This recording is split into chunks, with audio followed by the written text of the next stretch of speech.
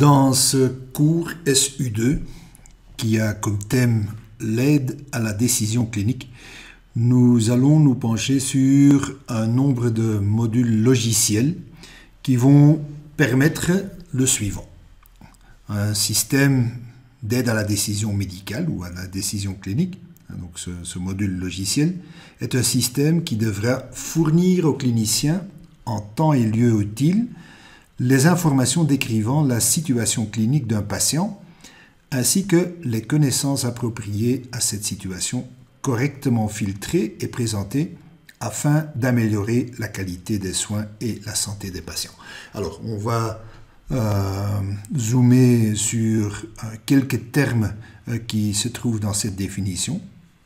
Et donc, pour mieux comprendre le sens de ce cours.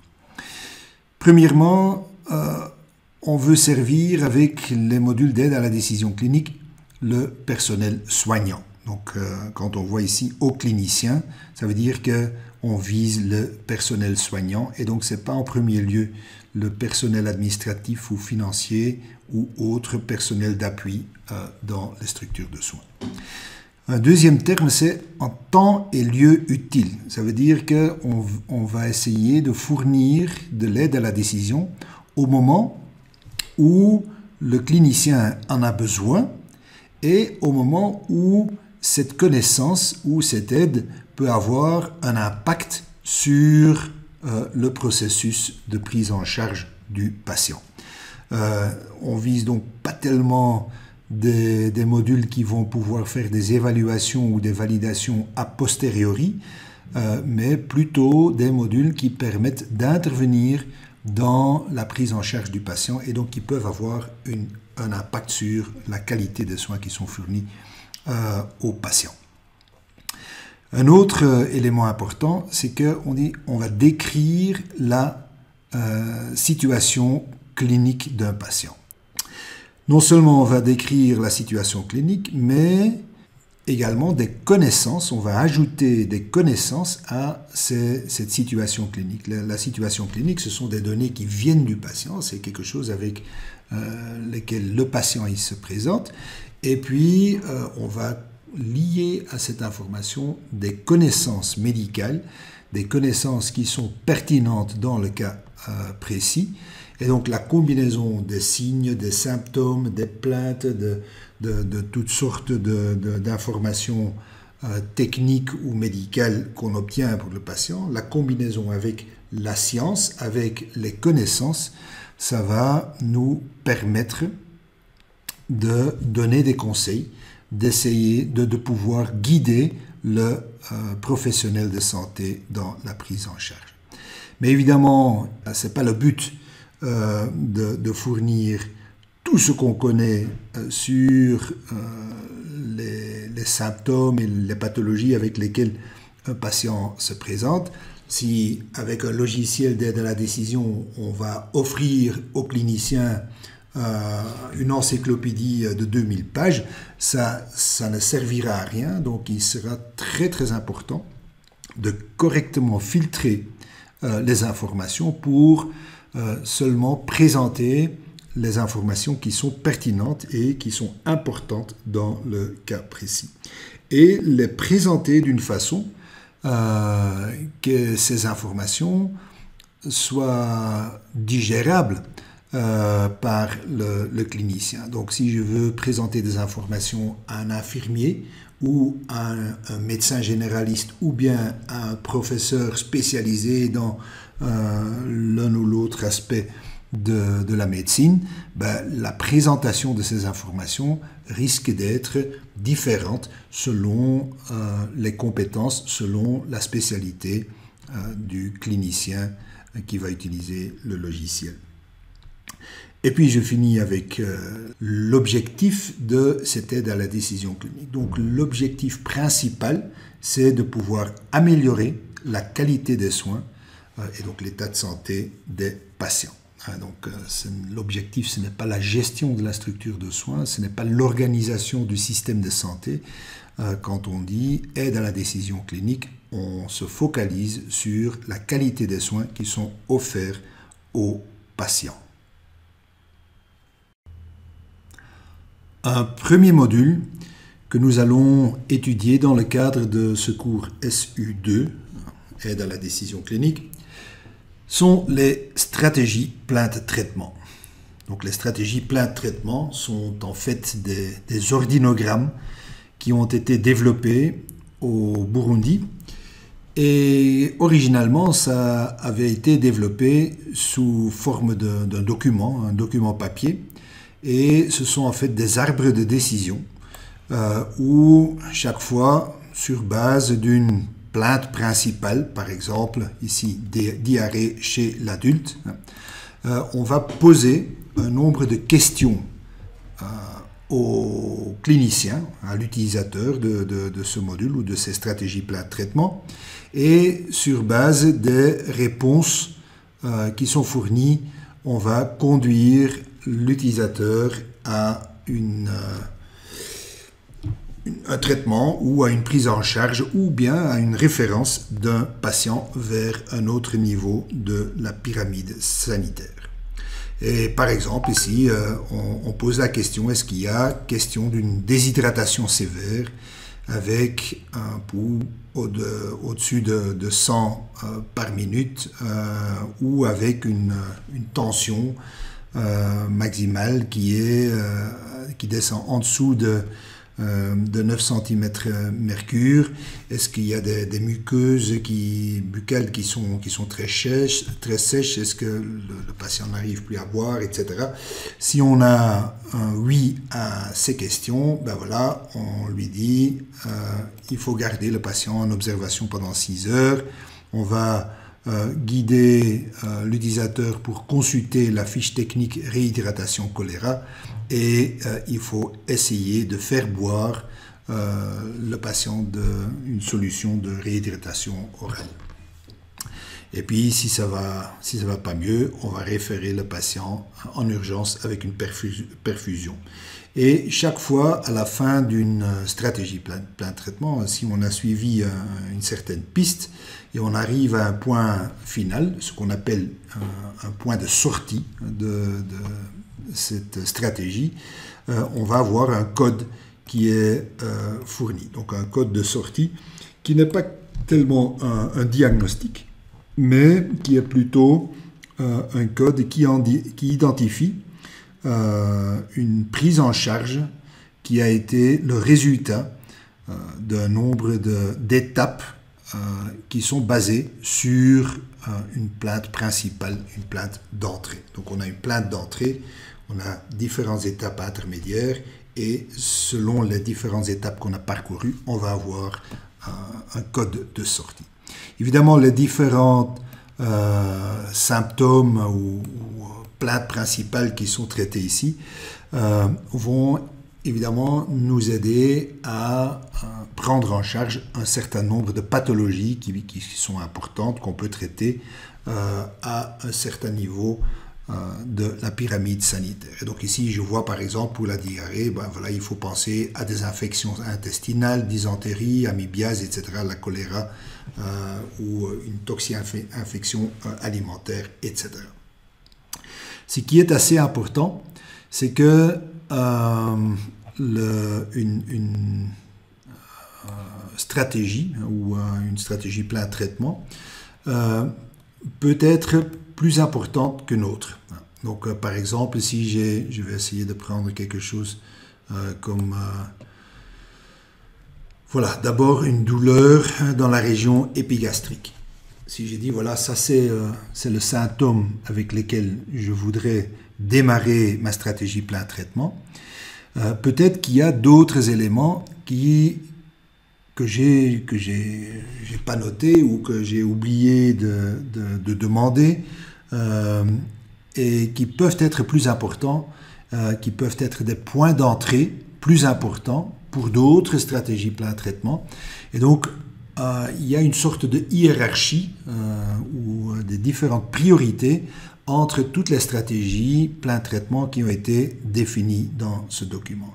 Il y en a qui sont très prioritaires, il y en a d'autres qui doivent seulement être suivis quand d'autres symptômes ou d'autres signes d'entrée ou plaintes d'entrée ont été exclus. Par exemple, ici, je vais seulement suivre la piste ou la stratégie plein traitement pour la douleur dans la région épigastrique si j'ai d'abord exclu qu'il y a la diarrhée, des vomissements ou de la dyspnée. Si jamais j'ai un patient qui plaint d'un problème de douleur dans la région épigastrique, si je lui pose la question, bon, est-ce que vous avez également des vomissements, est-ce que vous avez dû vomir, ça veut dire que je ne vais pas parcourir dans ce cas-là la stratégie plein traitement douleur région épigastrique, mais je vais parcourir la stratégie plein traitement vomissement. Celle-là est prioritaire. C'est un élément très important pour ne pas perdre de vue des éléments ou des signes et des symptômes cliniques ou des plaintes qui ont une plus haute priorité que la stratégie plein traitement qu'on avait envisagé de suivre. Il y a un grand nombre de stratégies plein traitement, je pense qu'il y en a 48, quelque chose comme ça, donc, et qui sont groupées selon le groupe de stratégies. Donc, par exemple, ici, on a un groupe abdominal. On a également, oui, donc là c'est déjà tout de suite le groupe abdominal. Attends, je pense qu'il y a, voilà, il y a une liste ici qui les résume. Donc on a le groupe abdominal, on a un groupe thoracique et ORL, on a un groupe génito-urinaire, un groupe dermatovénérien, et puis on a un groupe autres maladies fréquentes qui sont importantes. Évidemment, ici, on s'est limité dans ce document à des pathologies qui sont suffisamment importantes et fréquentes dans le pays où elles ont été développées, donc ici en l'occurrence au Burundi. Les stratégies plein traitement s'orientent sur les soins de santé dans les centres de santé. Donc c'est en fait un outil qui principalement devrait être utilisé dans un centre de santé par un infirmier ou un infirmier titulaire. Et donc c'est quelque chose qui n'a pas été développé pour le milieu hospitalier et certainement pas pour le niveau tertiaire, donc pour les hôpitaux nationaux. Donc ça a vraiment été fait pour la première ligne. Et donc ici, on a expliqué les stratégies plein traitement sous forme papier. Ces stratégies ont été digitalisées et peuvent être utilisées à travers différentes portes d'accès. On va voir deux méthodes ici qu'on peut utiliser pour accéder aux stratégies plein traitement. Ou bien, je peux ouvrir simplement un navigateur et je vais aller sur l'adresse spt.mspls.org. Et donc pour cela, j'ai besoin évidemment d'une connexion à Internet parce que sinon je ne vais pas pouvoir rejoindre ce site. Et une fois qu'on a utilisé cette adresse, on va tomber sur une page d'accueil. On a un login générique qui est le login SPT et le mot de passe c'est Burundi, tout en minuscule. Et donc quand je me connecte avec ça, je vais avoir une page qui permet ou bien de chercher un patient ou bien directement aller dans les SPT. Si je fais ça, si je clique ici sur SPT, je vais devoir fournir un nombre d'informations sur le patient en question, parce que ce sont des informations qui vont permettre au logiciel de présélectionner des stratégies plein traitement qui sont applicables. Donc des stratégies plein traitement qui ont été développées par exemple pour des adultes, on ne va pas les présenter pour un bébé et vice-versa. Et donc ici, je vais donner la catégorie d'âge du patient, par exemple 5 à 12 ans, et je fournis également le sexe masculin ou féminin. Évidemment, il y a certaines plaintes qui sont seulement applicables pour les hommes et d'autres pour les femmes. Donc je dis par exemple ici un homme ou un garçon entre 5 et 12 ans, et le système me fournit une liste de stratégies plaintes traitement sur base des plaintes d'entrée dans les différents groupes qu'on avait déjà vus aussi dans le document papier. Par exemple, le groupe abdominal, le groupe thoracique et ainsi de suite. Et alors, si je sélectionne l'un ou l'autre élément ici, donc l'une ou l'autre plainte d'entrée, je vais entrer dans la stratégie plainte-traitement. Une autre approche possible pour entrer dans les stratégies plainte-traitement, c'est une approche qui est surtout utile pour les utilisateurs du logiciel OpenClinic. Donc, OpenClinic Health Center Edition est utilisé dans pas mal de centres de santé, enfin c'est un nombre croissant. Et donc si on est dans le dossier du patient, on peut également, à partir du dossier du patient, entrer dans le module SPT. Alors je vais vous montrer comment ça se passe. Donc si je me connecte à un logiciel OpenClinic, je vais entrer dans le logiciel avec mon mot de passe. Je peux sélectionner un patient.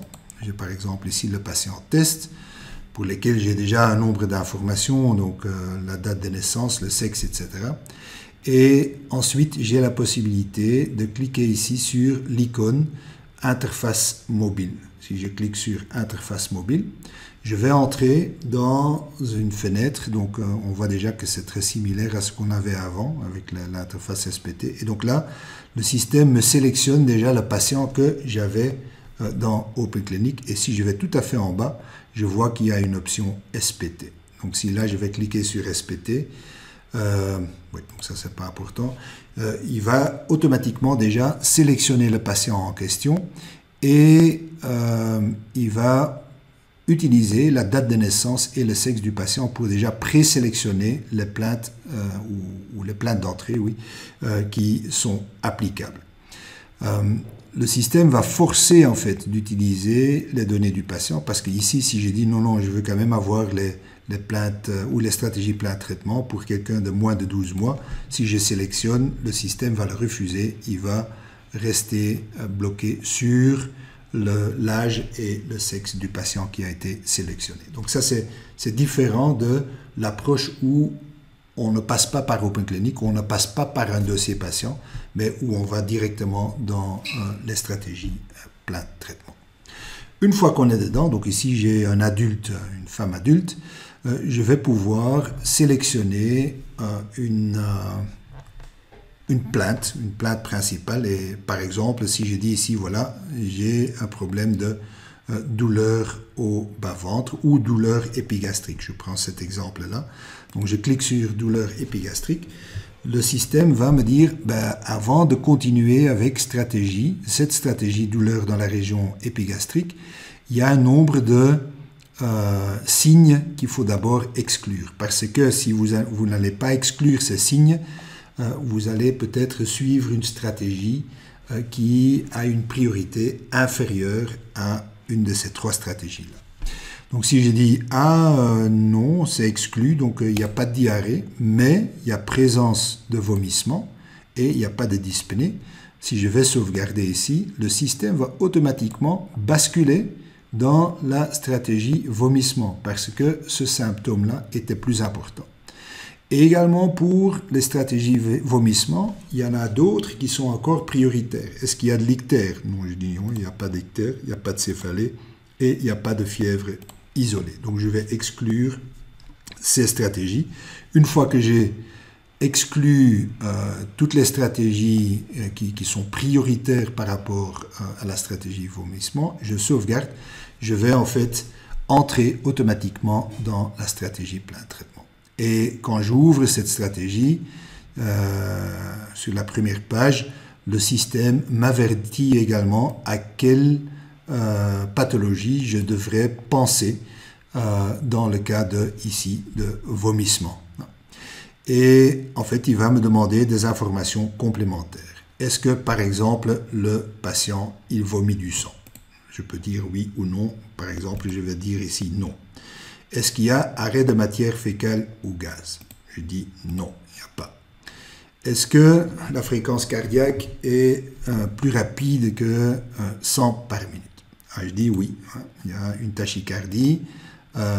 Et est-ce que il y a une tension artérielle maximale systolique qui est en dessous de 9 cm/mercure. Je dis non, ce n'est pas le cas. Alors donc, chaque fois, il va continuer à me poser des questions supplémentaires. Est-ce que c'est par exemple des vomissements gravidiques? Est-ce que la patiente est enceinte? Supposons que j'ai dit ici oui. À ce moment-là, le système va me dire « Ah, dans ces cas-là, je vous propose de donner un traitement de méthoclopramide et c'est 3 comprimés par jour pendant 3 jours et il faut prendre du repos et la patiente doit passer à la consultation prénatale. » Et puis on dit, voilà, il faut revenir, donc après 3 jours, et puis on se pose la question, est-ce qu'il y a une amélioration après le traitement, oui ou non? Si je dis ici, oui, il y a amélioration, je vais avoir alors une code de sortie, SPT, et voilà, c'est ce code-là qui va en fait uniquement identifier le chemin que j'ai suivi. Et donc, c'est un code qui est souvent plus utile qu'un code diagnostique, parce que ça donne non seulement une pathologie à laquelle on a pensé, mais également la prise en charge du patient qui a été suivi selon les réponses qui ont été posées. Et donc ça permet de correctement suivre les directives qui viennent des différents programmes de santé ou qui ont été mis dans des guides de prise en charge au niveau national. Il y a certaines, donc quand je clique ici sur le petit bonhomme là, qui est en train de tousser, ça me permet de retourner à la page des plaintes. Et donc là, je pourrais tester une autre stratégie si je veux. Je vais par exemple prendre une autre stratégie. Je dis ici douleur épigastrique et puis je dis qu'il y a un problème de dyspnée. J'entre ici dans dyspnée, je vais exclure ceux-là. Est-ce qu'il y avait un corps étranger? Non, il n'y a pas de corps étranger. Notion de piqûre d'insectes? Non. Réaction allergique? Non. Est-ce qu'il y a une épidémie virale? Non. Ça, c'est par exemple avec le Covid. Est-ce qu'il y a expectoration mousseuse rose? Non, il n'y a pas. Tension artérielle en dessous de 9 cm/mercure? Je dis oui. Et donc ici, je vais avoir plutôt une instruction pour ne pas seulement traiter le patient, mais qu'il faut référer le patient en urgence, et donc avec un code de sortie qui est le DPN5 ici. Mais donc c'est déjà un argument objectif pour aller référer le patient à un niveau supérieur. Et comme les SPT ont été faites pour les centres de santé, le niveau supérieur, ça va être l'hôpital de district. Alors, je prends une autre plainte encore. Je vais prendre ictère, par exemple. Ça, c'est un intéressant. Pas d'intoxication, pas de masse hépatique. Est-ce qu'il y a de la fièvre? Oui, je dis il y a de la fièvre.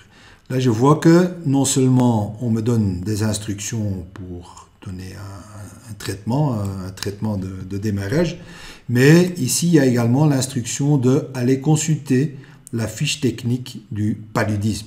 Toutes les fiches techniques sont incluses dans le logiciel et donc, si je veux consulter cette fiche, je ne dois pas aller chercher quelque part dans une farde ou dans une armoire pour trouver la fiche. Je peux simplement cliquer dessus et le système va m'ouvrir la fiche technique pour le paludisme que je peux alors consulter et suivre les directives du programme de santé paludisme ou malaria. J'ai suivi ici les différentes stratégies en partant d'un dossier patient.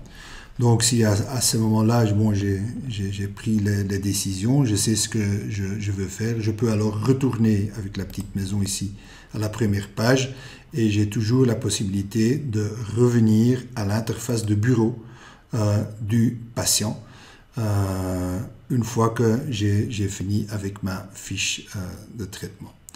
Ce qui est intéressant, c'est que dans le dossier du patient, on garde trace des stratégies plein traitement qui ont été suivies. Donc ici, j'ai un autre menu qui se trouve dans Applications. Applications, puis c'est dans Diagnostic. J'ai également une section ici, Stratégie plein traitement. Quand je vais cliquer dessus, le système me dit « Ah, mais il y a un SPT existant, donc une fiche, une stratégie plein traitement qui existe, donc qui est en cours. Est-ce que vous voulez la charger ?» Bien que je l'ai utilisé dans un autre module, le module mobile, il est également détecté ici par le logiciel OpenClinic. Si je dis OK, je vais automatiquement entrer dans la SPT, dans la stratégie plein traitement, là où je l'avais quitté. Donc je vais voir ici les mêmes instructions. La présentation est un peu différente si je vais suivre la stratégie plein traitement dans OpenClinic, mais les questions, etc. sont exactement les mêmes. Et donc je peux même continuer ici dans cet environnement ici aussi. Donc ça c'est une autre approche. Si je vais entrer dans les SPT avec le lien générique que je vous avais montré, ce sera exactement la même chose, mais seulement je ne vais pas pouvoir évidemment dans ce cas-là revenir sur le dossier du patient, mais je vais avoir une présentation des plaintes qui sont exactement les mêmes. Donc quand je prends ici spt-mspls.org, je me connecte au logiciel, je vais dans les SPT, je vais devoir choisir une tranche d'âge et puis je vais avoir également les différentes plaintes. Donc si je prends ici ICTER, je vais avoir de nouveau les mêmes questions, etc. qui sont posées. La seule différence, c'est que à la fin ici d'une stratégie plein traitement, je n'ai évidemment pas la possibilité de retourner dans le dossier du patient parce que celui-là, il se trouve en fait dans OpenClinic et pas dans ce logiciel qui est installé sur le web.